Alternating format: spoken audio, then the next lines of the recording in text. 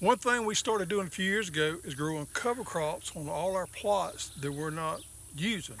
So if we have a plot that we don't have anything growing on, we grow a cover crop on there.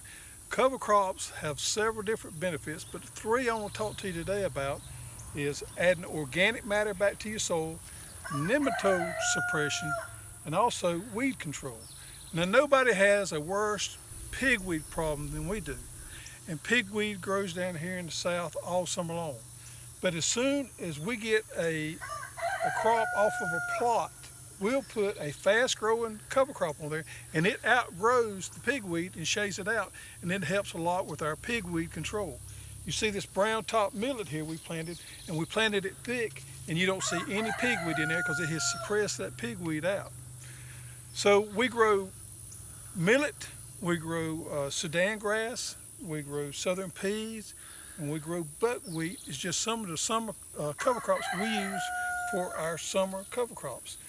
Buckwheat was planted in these plots before I planted this millet.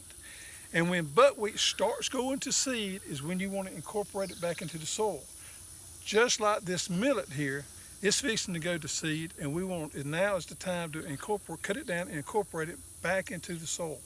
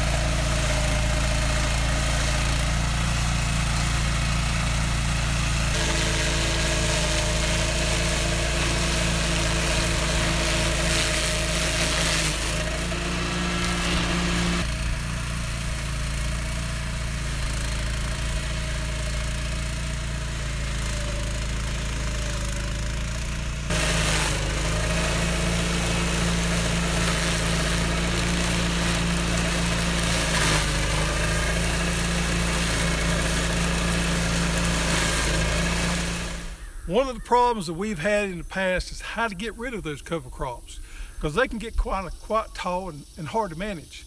I was talking to Richard Daly at Daly's Walk Behind Tractors up in Tennessee, and Richard fixed me up with a BCS walk behind tractor with a flail mower. Now the flail mower chews it up, just like you see right there. It chews it up real good and puts it back right where it was growing.